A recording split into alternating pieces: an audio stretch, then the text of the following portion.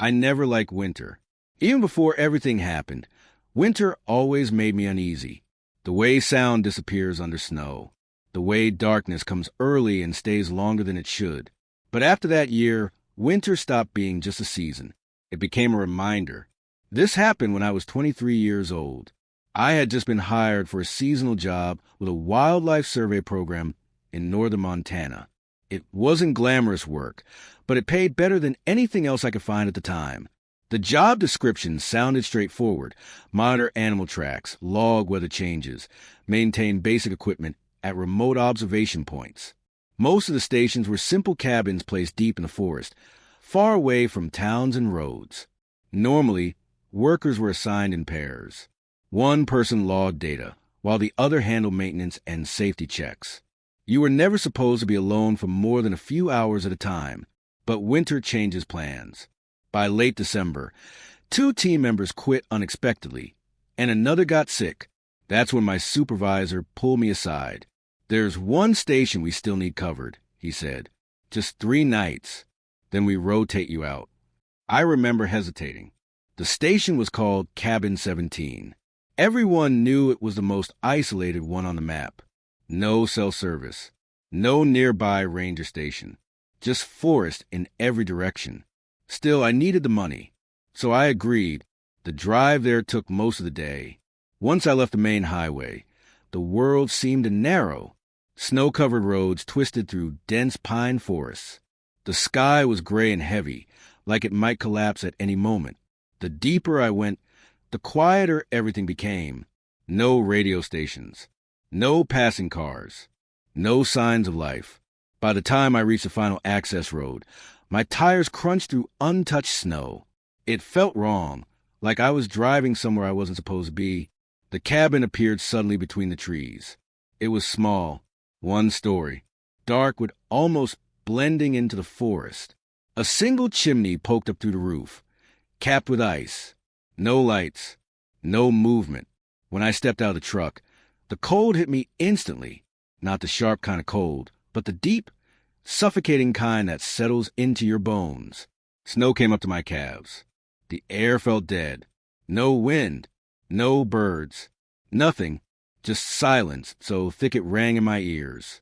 Inside, the cabin was barely better. Dust coated the shelves. The air smelled like old wood and coal metal.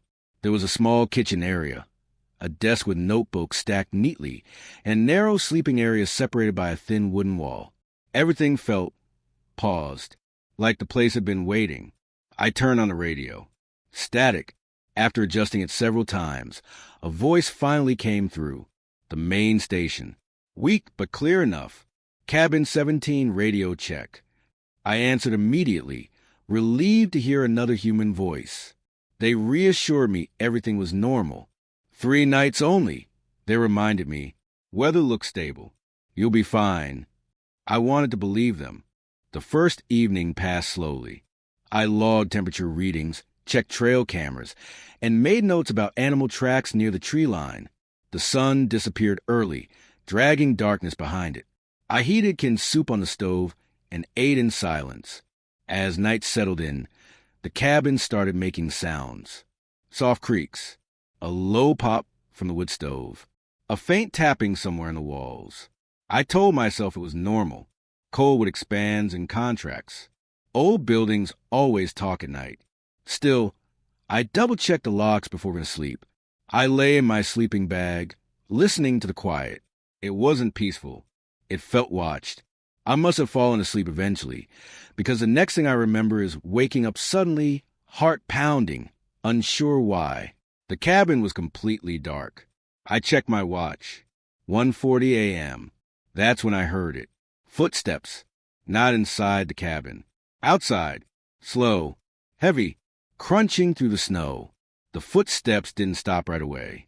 They moved slowly through the snow, each step clear and deliberate, like whoever, or whatever.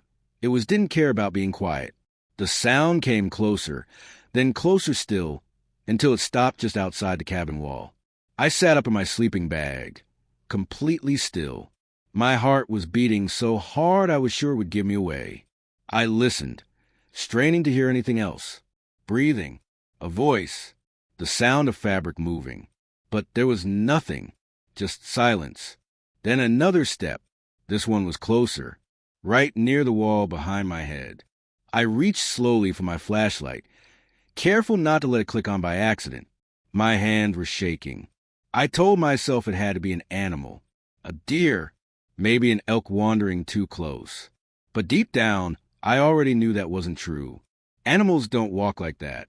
The footsteps stopped again. Whoever was out there stood still for so long that I started to wonder if I'd imagined the whole thing. My breathing slowed just a little. Then the snow crunch again. This time, the sound moved along the side of the cabin, slow and steady, like someone pacing. Step after step, circling the building. I waited for a knock. It never came. I waited for a voice. Nothing. After what felt like forever, but was probably only a minute, the footsteps moved away, disappearing into the trees. I didn't move for a long time after that. Eventually, exhaustion pulled me back into a shallow, restless sleep. Morning came quietly. No alarm, no sound, just gray light pushing through the frost-covered window.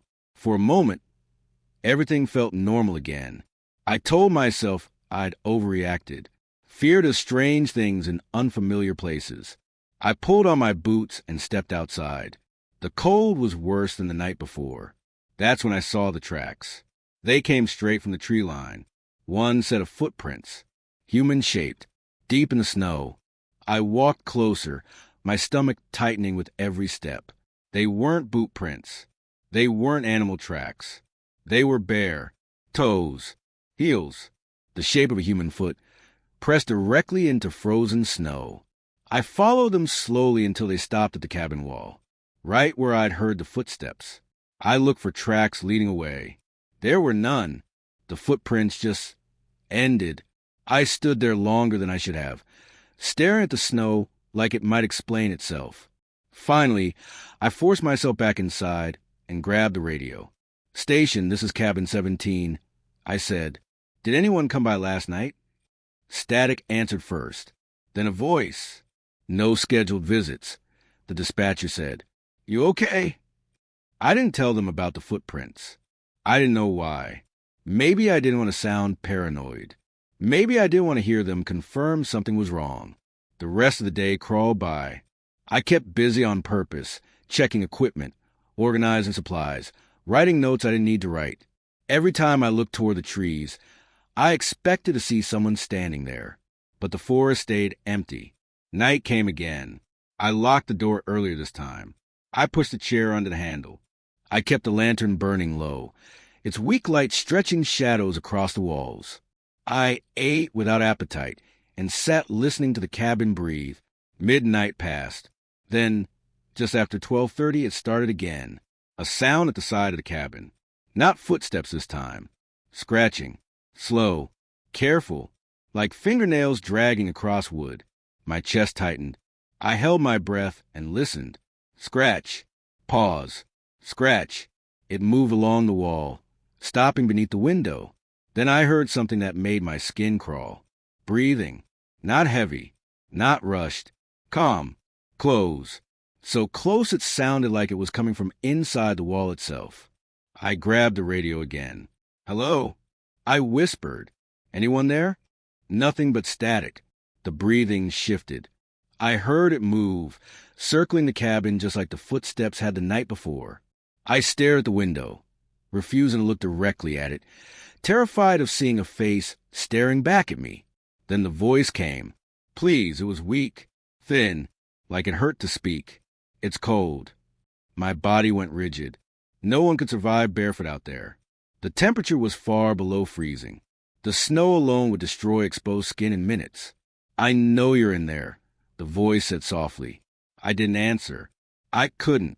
The voice stayed for a long time, sometimes whispering, sometimes crying, sometimes just breathing. Then, slowly it faded. When morning finally came, I stepped outside again. The footprints were back. This time, there were dozens of them. They circled the cabin in tight loops, over and over, like someone had walked around it all night, waiting. I didn't stay another minute.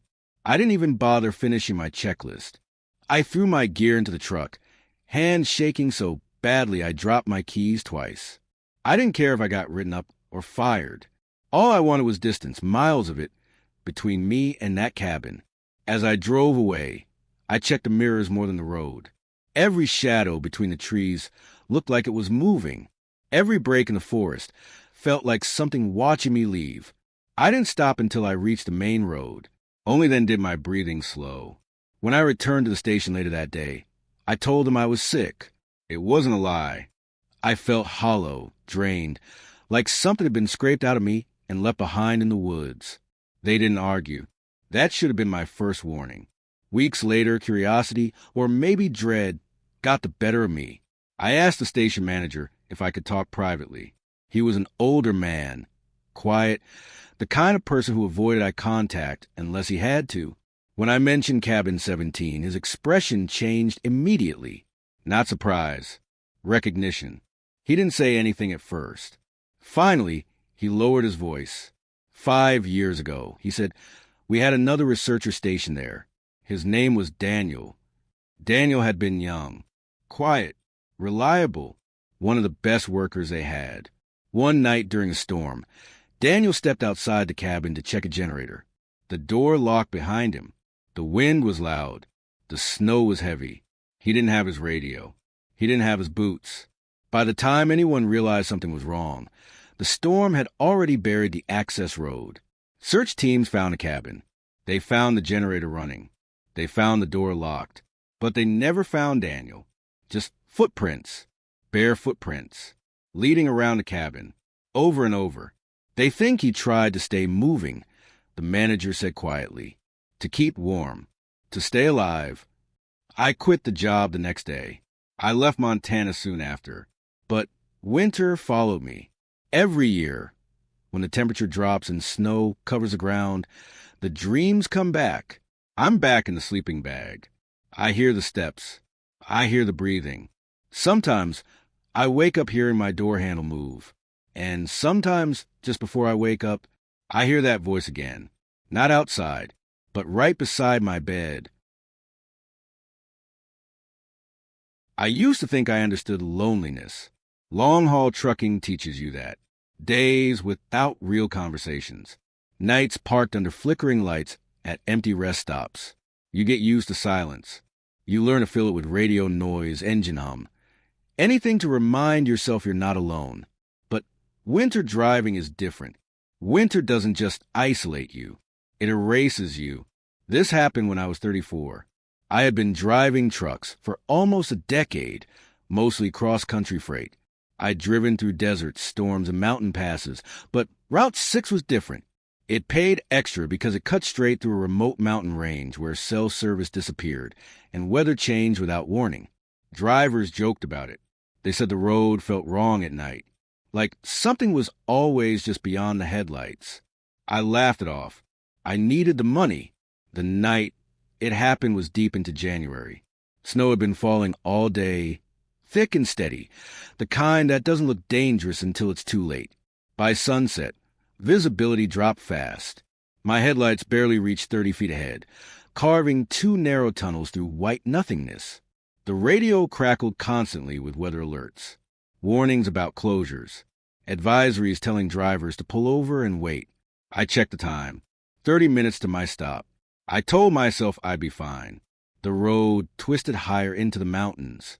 Trees crowded closer on both sides, their branches heavy with snow, bending toward the asphalt like they were watching me pass. That's when I saw her. At first, I thought she was a trick of the snow, a shape formed by drifting flakes and shadow. I slowed instinctively, squinting through the windshield. She didn't move.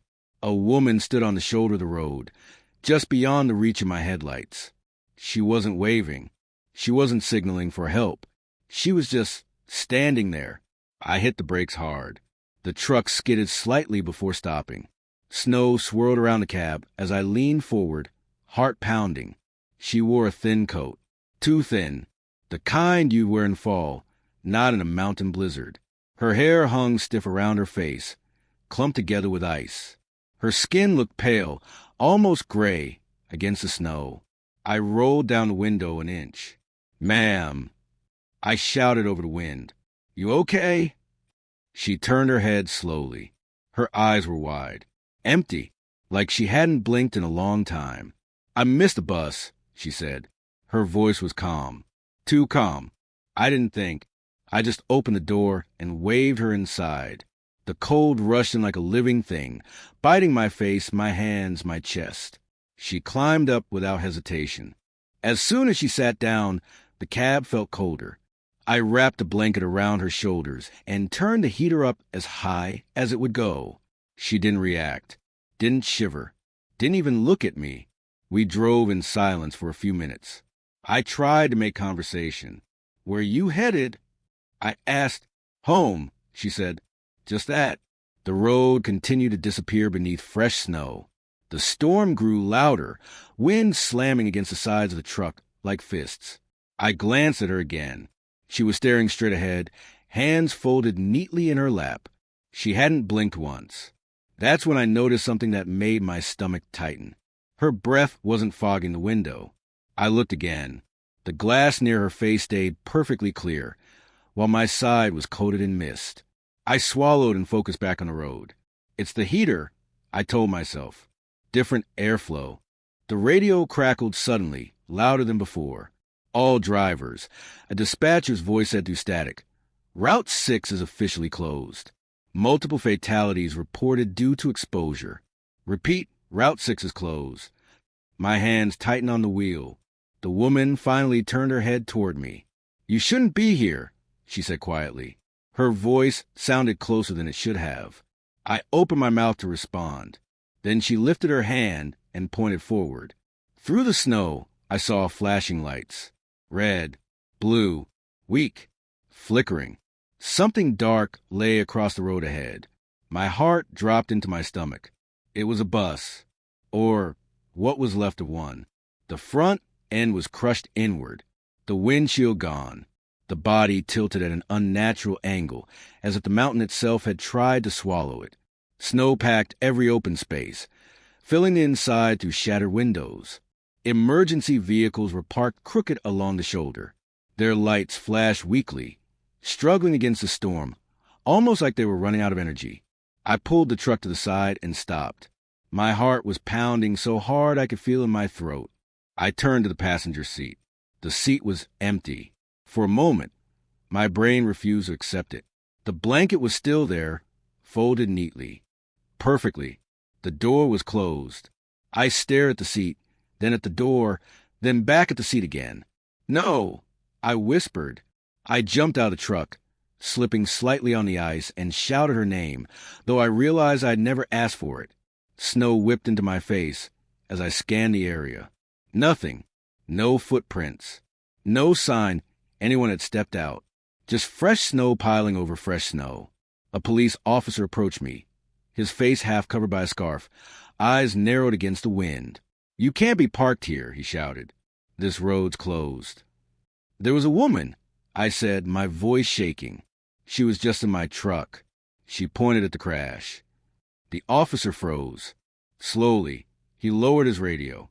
"What did she look like?" he asked. I described her. Coat, hair, eyes. His expression changed. Not shock, not confusion. Recognition. He didn't say anything else. Just motioned for me to follow him toward the bus. Inside was chaos frozen in time. Seats torn loose. Luggage scattered. Snow drifting through broken windows like the bus was breathing its last breath. A paramedic stood near the front, covering something with a tarp. The officer stopped beside it. "That bus went off the road 3 hours ago," he said quietly. "Most people survived. Some didn't." He lifted the edge of the tarp, just enough for me to see her face. It was her. The same pale skin. The same frozen hair. The same wide, empty eyes. My legs gave out. "She never made it inside," the officer continued. Froze before help arrived. I don't remember leaving the scene. I don't remember driving back. But I remember the radio. As I pulled away from Route 6, static filled the cab. Then, softly, through the noise, I heard her voice one last time.